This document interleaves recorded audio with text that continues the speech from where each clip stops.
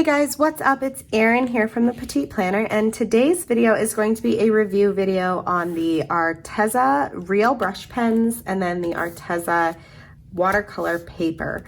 So I want to clarify, first of all, these were sent to me for free by Arteza in exchange for a real and honest review, which I'm going to give today.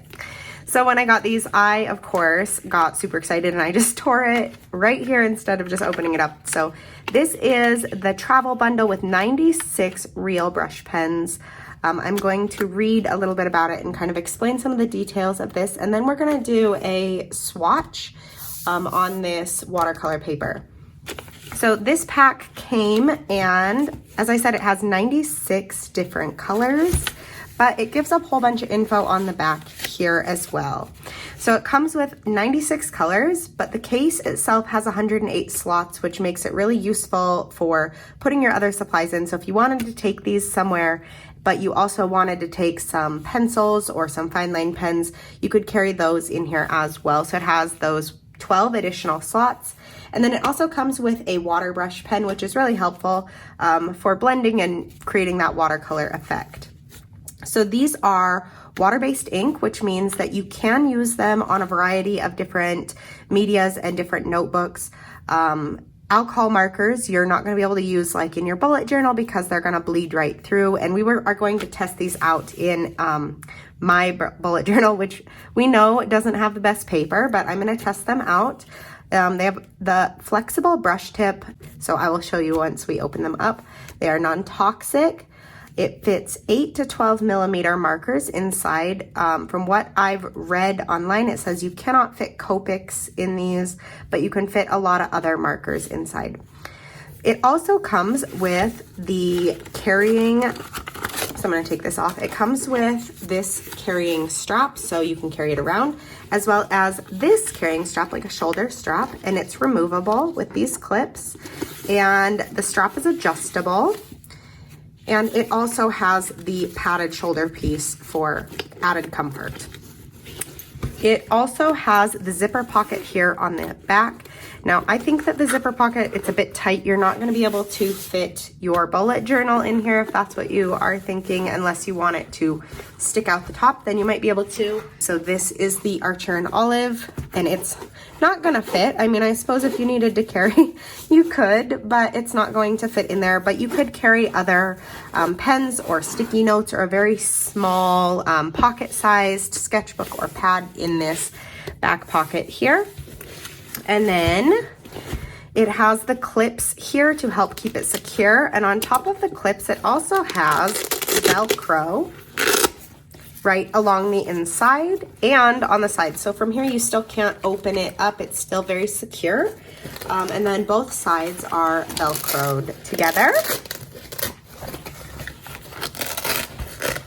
And so now we get inside. All right, so once we are inside, these are, you can just flip through these and they're all color coded. So you have all the different colors and it's beautiful to look at. Right, one of the very first things that I noticed about these that I absolutely love is that I might not always keep these in here. And I love the colored bottoms here to be able to see what color you're using. And they also have the name and the number on the actual pen here. So this one is green A179, and they all have a color and a code. Also, this inner flap here that carries these rows of markers is completely detachable. It has Velcro, so you could take this out and you could lay it on your desk, making it easy to grab the markers that you need. So now let's get into the markers. We're just gonna open one of these up and just kind of look at it. So the nice thing about these is it does have a clip on it, so you could clip this onto a pad or something for easy access, and that's kind of nice. A lot of the other brush pens don't have this. I do like the way these look, and they feel nice, they feel sturdy. And then we'll get into the tip here. So the tip is, as I said, it is a real nib here that has actual brush fibers. So these are self-moistening, durable nylon fiber tips. So You don't have to continuously moisten these. It's not a water brush pen over here, but so they will color, and we're gonna try them out. And first we're gonna swatch some of these colors. I don't know if I'm gonna swatch all 96, but we're gonna swatch these in the watercolor pad. And then afterwards, I will practice doing some writing and we'll use them in my bullet journal to see how they hold up in there. Okay, so this is the Arteza watercolor pad. This one comes with 14 sheets and it is the Expert watercolor pad. So it is 9 by 12 inches and has 140-pound paper. And it is 100% cotton, acid-free, and glue-bound and cold pressed. So if you've been on my channel a while, you know that I am not a watercolor expert. I don't do watercolor art. I would love to learn, but it's just not my specialty. But I really wanted to try out these pens because I think that they're beautiful, and I thought that it would be really fun to actually play with blending them and then changing, you know, the opacity of them with the water pen. So we will open this up. I don't know a ton about watercolor paper, but this paper, I have a watercolor pad, and this paper feels way nicer than mine. It's very thick and it's just got a nice texture. So now we are going to swatch some of these brush pens on here, and I will use the water pen to kind of blend them out so that we can see their full shade range and how they perform on this watercolor paper.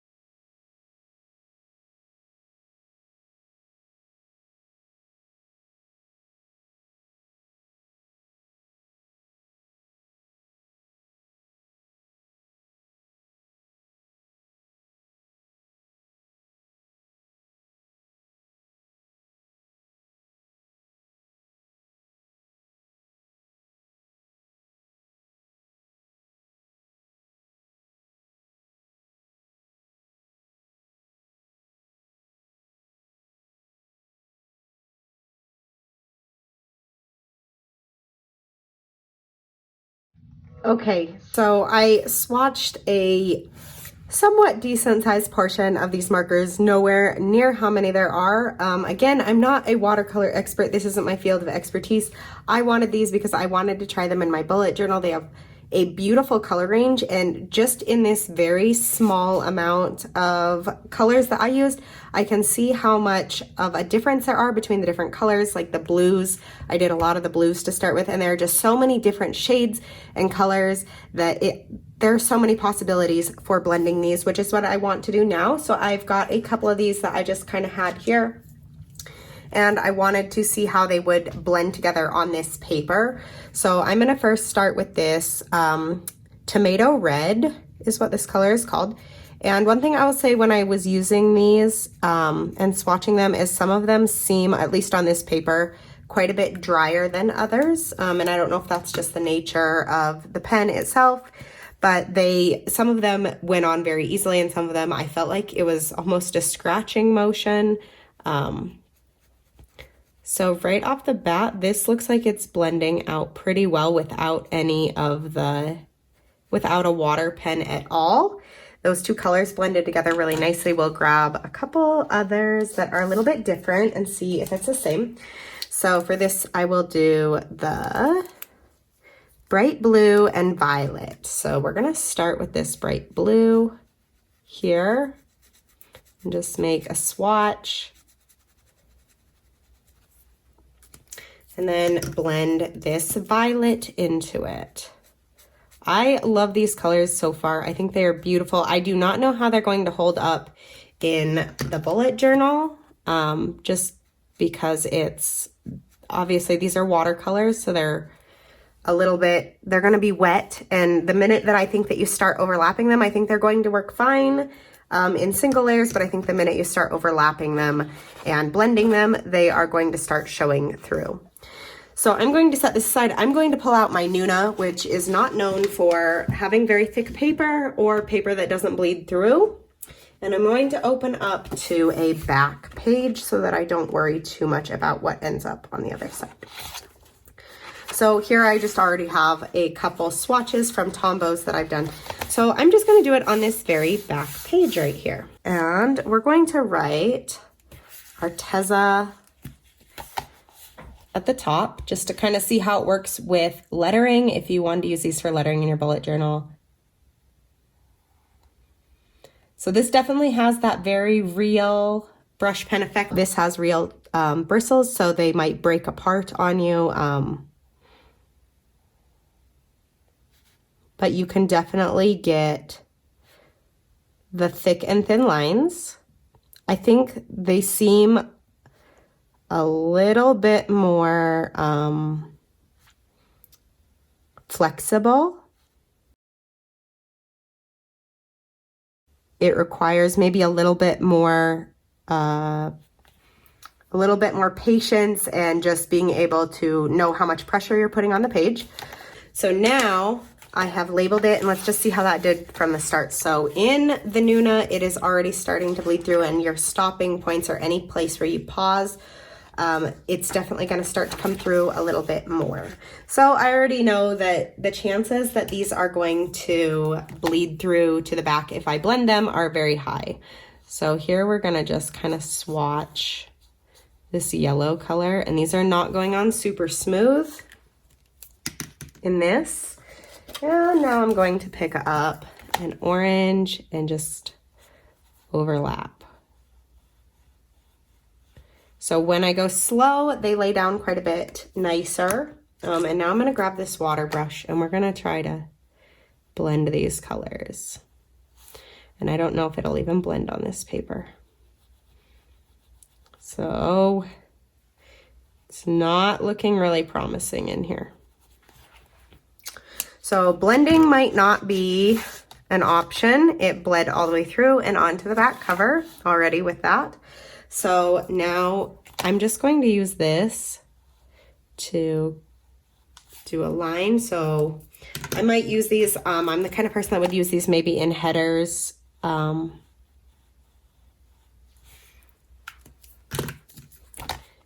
And I might want to blend together two colors to kind of give that ombre effect, and it's just not the same as in the watercolor paper. At least not in the Nuna, it's not. So yep, it's going to bleed through pretty heavy, and if I was going to use this in here, I would have to do it on a page where I could glue something on the back to cover it up.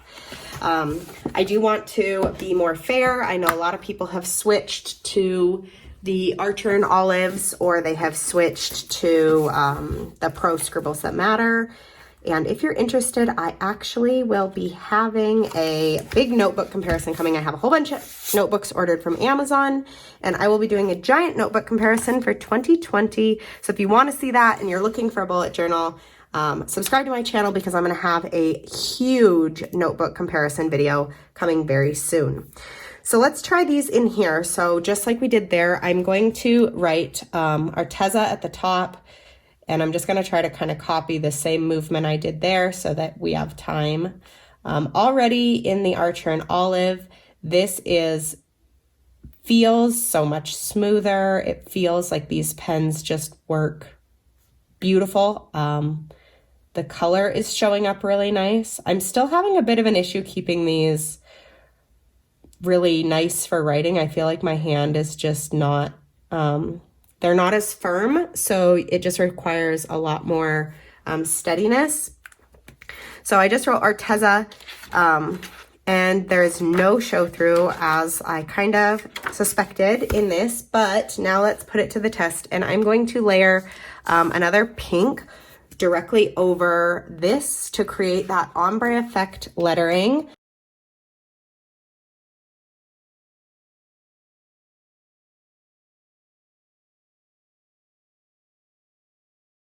Okay, so now that I went over the bottom of it, you can either go back in with the lighter color and try to blend it out, which is what I'm going to try to do first, and see how that works.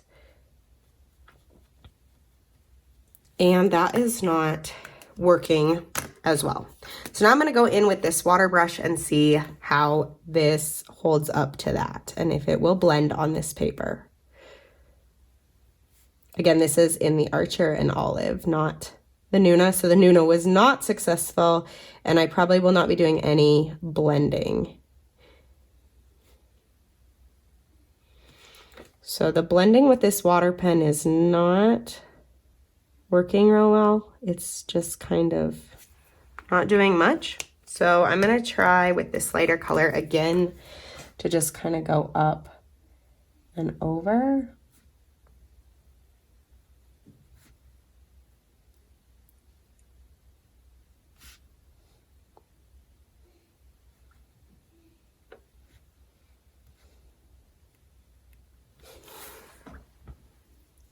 Okay, so for that seemed to work a little bit better. The water brush didn't really blend it all that well, and it held up pretty nicely. There is a little bit of showing through there, but so I went over this one with the lighter color after the darker color, then the water pen, and then the lighter pen again. So that's kind of to be expected. That's a lot of layers of very wet ink, so it's to be expected that they're going through. The last thing I want to try in this is to just try one of these pens in here and just lay it down on the paper and do a swatch, and somewhat like a watercolor swatch. I know a lot of people want to do watercolor in their bullet journal, so this is the test to see if it's happening. So here, this is blending very nice in comparison to the Nuna.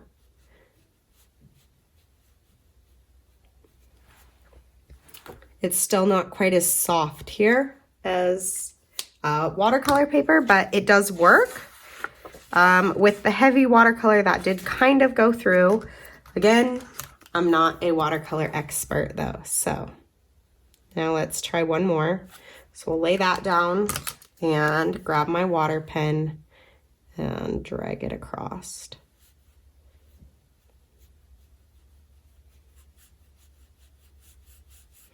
And this one is not quite as good. So overall, in bullet journals, these may not be the best for actual watercolor painting unless you wanted to put these onto a palette of some kind first and scribble it onto a palette and then do it. But from what I'm seeing, you're not going to get that. You're not going to be able to fade these out in your bullet journal very well, but for watercolor paper, these work wonderfully. I was super impressed with the watercolor paper, and overall, I'm super impressed with all the colors, and if I can get to use them in my bullet journal or when I change to a better journal, I will definitely use these even if I can't layer them too much in my journal, just because I love the colors, and using the real brush tip is really, it's different, but it's really nice. I am really impressed with the quality that they snap back. They're very well put together and they all have very nice tips. So overall, I'm very impressed. If you want to check these out, they also have smaller packs on their website. I will leave a coupon code down below in the description, and you can check them out on their website. They're also available on Amazon. So let me know what you thought of these in the comments below, and if you will be getting any, or if you've tried them before and what you think of them. And if you have any tips for me on watercoloring, you can also leave those in the comments below. Thank you so much for watching, and I will see you in my next video.